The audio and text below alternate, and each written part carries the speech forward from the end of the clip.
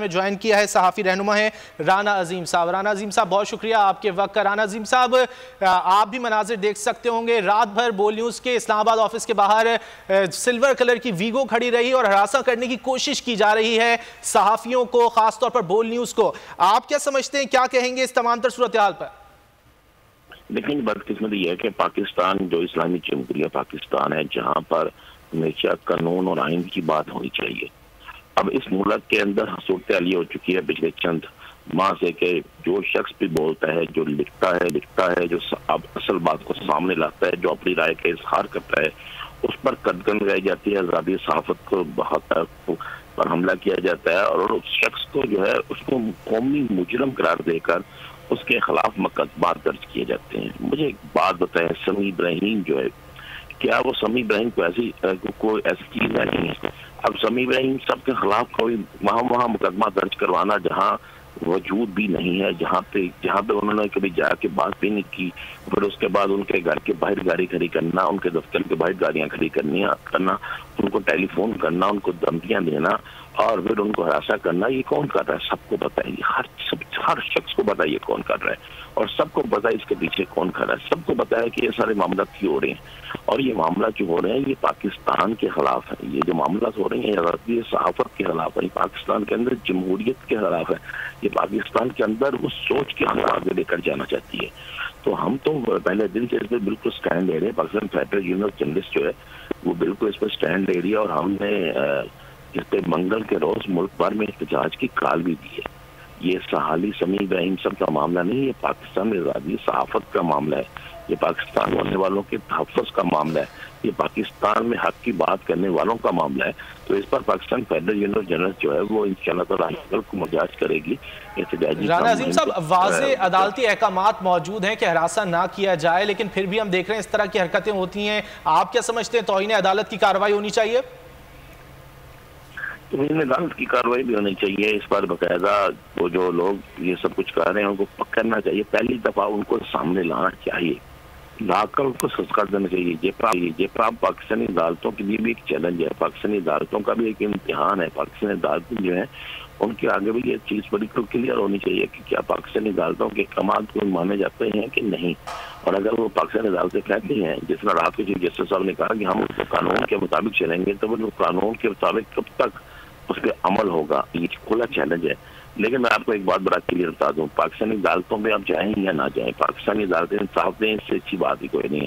لیکن اب صحافی جو ہے اپنا تحفظ کرنا چاہتے ہیں، صحافی جو ہے وہ اس معاملے میں، آزادی صحافت کے معاملے میں کسی کا کوئی گروپ نہیں، سب ایک ہیں اور اس معاملے میں ہم سٹینڈ لیں گے اور سٹینڈ لے کر ہم بالکل پروٹیسٹ کریں گے۔ پروٹیسٹ کرنے کے ساتھ ساتھ ہم ہر اس ایوان کے باہر جائیں گے، ہر اس ایوان کا گھیراؤ کریں گے جہاں سے ہمیں توقع تھی کہ انصاف ملے مگر انصاف نہیں ملتا۔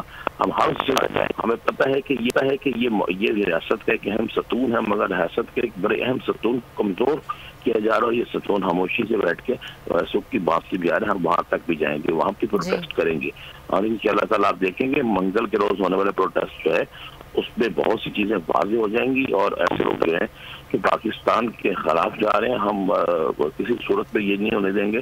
اور آپ ذہن میں رکھیے گا پاکستان ہمارا ہے، ہم پاکستان کے اداروں کے لیے بڑے ہمارے لیے محترم ہیں، ہم کبھی کسی کے خلاف نہیں ہے، لیکن جمہوریت کے لیے بات کرنا، جمہوری بات کرنا یہ ہمارا حق ہے، اس کو ہم سے کوئی نہیں چھین سکتا۔ جمہوری بات کرنا ہمارا کہ رانا عظیم صاحب آپ نے بتایا کہ صحافت جو ہے اہم ستون ہے، فریڈم آف اسپیچ کا حق ہر شہری کو حاصل ہے، تو صحافی تو علم بردار ہوتے ہیں کہ عام لوگ اور عام شہریوں کی بات کو جو ہے وہ دنیا تک پہنچائیں یا پیغام آگے پہنچائیں۔ کیا وجہ ہے کہ صحافیوں کی آواز کو دبایا جا رہا ہے؟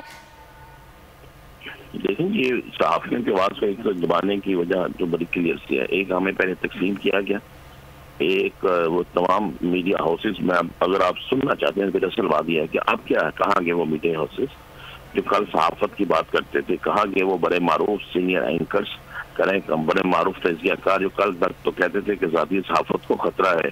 آج جب آزادی صحافت کو واقعی خطرہ ہے، آج جب واقعی جو ہمارا وہ ستون جو جس کی بنیاد جو ہے وہ ہے یہی کہ وہ پاکستان کا چوتھا ستون ہے، پاکستان میں جمہوریت کے لیے، آزادی صحافت کے لیے بھی ضروری ہے، پاکستان میں قومی اداروں کی بہتری کے لیے بھی ضروری ہے۔ آج اس ستون پہ جب حملہ ہوتا ہے تو وہ کچھ لوگ، کچھ ہمارے بڑے معروف اینکرز جو ہیں اب وہ خاموش بیٹھے ہوئے ہیں، اب وہ کسی اور طرف چاہ رہے ہیں، اب وہ کسی نہ کسی سیاسی جماعت کے ترجمان بن کے بیٹھ جاتے ہیں. تو ان حالات میں پھر یہی ہونا تھا، یہ سب کچھ ہوتا نا. اب وہ کارکن آپ کے ساتھ کھڑا ہوگا، وہ آپ کے ساتھ لوگ آئیں گے جن لوگوں کو پاکستان کی سالمیت سے محبت ہے، جن لوگوں کو پاکستان میں ذاتی صحافت سے محبت ہے، جن لوگوں کو یہ یقین ہے کہ ہم نے اپنے اس ستون کو بچانا ہے. یقین کیا گیا، پھر ہمیں مختلف سیاسی جماعتوں نے استعمال کیا، پھر ہمیں مختلف حکومتی ذمہ داران جو ہیں انہوں نے استعمال کیا، انہوں نے ہمیں لالچ دیا، اور اس کے بعد یہ ہو گیا. مجھے بتائیں کیا کسی ملک کے اندر ایسا تھا کہ آپ صحافیوں کو سرکاری نوکریاں دیں؟ آخر مسلم لیگ نون کے دور میں ایسا کیوں؟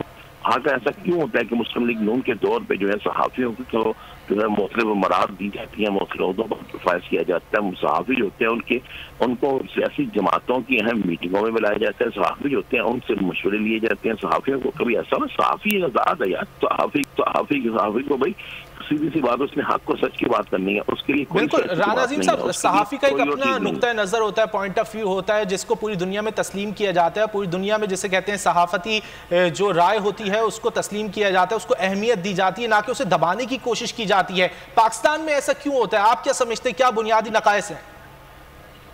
پاکستان میں اس لیے ایسے ہوتا ہے کہ پاکستان کے اندر میں نے جس سے پہلے کہ ہمیں تقسیم کیا گیا ہے. پاکستان کے اندر صحافیوں کو لالچ دے کر مختلف عہدوں پر فائز کیا جاتا ہے، جس کے بعد ان کی ذمہ داری یہ ہوتی ہے کہ آپ نے بس سب اچھے کی رپورٹ دینی ہے. آپ نے کسی پہ اگر ہم آزادی صحافت پہ حملہ کریں تو آپ نے اس پہ نہیں بولنا، آپ نے بالکل سائڈ پہ رہنا ہے. یہ اس لیے پاکستان میں یہ سب کچھ ہوتا ہے. اس سے پہلے کیوں نہیں ایسا ہوتا تھا؟ آپ ذرا سابقہ دور میں جائیں، کیا مشرف دور میں پاکستان کے اندر صحافی ایک پلیٹ فارم پہ نہیں تھے؟ کیا سب نے مل کر جدوجہد نہیں کی؟ کیا سب نے مل کر احتجاج نہیں رہے؟ کیا ہم آمریت کے خلاف سیسا پڑی دیوار نہیں رہے؟ کیا مجھے آج بھی وہ دن یاد ہے جب کسی کو پاکستان کے اندر کسی بھی سیاسی جماعت کو جلسہ کرنے کی اجازت نہیں تھی، میٹنگ کرنے کی اجازت نہیں، تو ہم لوگوں نے لاہور پریس کلب میں سیاسی جماعتوں کو بدو کیا تھا. ہم نے کہا تھا آپ آئیں، جمہوریت کا حسن یہی ہے کہ آپ آ کے پریس کلبس کو استعمال کریں. تو اس وقت بھی ہم نے مقابلہ کیا تھا، ہم نے امریت کا مقابلہ کیا تھا. سمیع ابراہیم صاحب میرے بڑوں میں شمار ہوتے ہیں، سمیع ابراہیم صاحب میرے مہربانوں میں شمار ہوتے ہیں. لیکن سمیع ابراہیم صاحب ہو گئے، شریف صاحب ہو گئے، ساور شاکر صاحب ہو گئے، ایسے تمام لوگ جو ہیں وہ ہمارے سینئر ترین بڑے ہیں. اور اگر ان پر یہ حملے ہوں گے، ان کے ساتھ ایسا کیا جائے گا، ان کی زبان کو تالا لگانے کی کوشش کی جائے گی. ان کی زبان کو تالا لگانے کی کوشش نہیں ہے، یہ پاکستان میں سچ کی زبان کو بند کرنے کی کوشش ہے، یہ پاکستان میں حق کی زبان کو بند کرنے کی کوشش ہے. تو ہم یہ کسی صورت قبول نہیں کریں گے. میں نے تو کل ایک واضح پیغام دیا لاہور پریس کلب میں، کہ میں نے اور ہمارے صدر لاہور پریس کلب اعظم چودھری صاحب نے، میرے صدر جی ایم جمالی صاحب نے، ہم نے بالکل واضح یہ پیغام دیا ہے کہ ہم پاکستان کے اداروں کا احترام کرتے ہیں انتہا حد تک. افواج پاکستان ہماری فوج ہے، ہم اس کے لیے جان تک دینے کے لیے تیار ہیں، پاکستان کی جمہوریت کے لیے لڑنے مرنے کے لیے تیار ہیں. اور مگر یہ ہم کسی کو حق نہیں دیں گے کہ وہ ہم پر غلط الزام لگا کر ہمیں ہمارے ساتھیوں کو تشدد کا نشانہ بنائے، جھوٹے مقدمات درج کرے اور ان کے خلاف سازش کرے. یہ سازش پاکستان کے خلاف سازش ہوگی، یہ سازش پاکستانی اداروں کے خلاف سازش ہوگی. یہ سازش بالکل اسی طرح ہے کہ جیسے پاکستان کے خلاف سازش کی جا رہی ہے. سبسکرائب کریں اور بیل دبائیں تاکہ کوئی خبر رہ نہ جائے.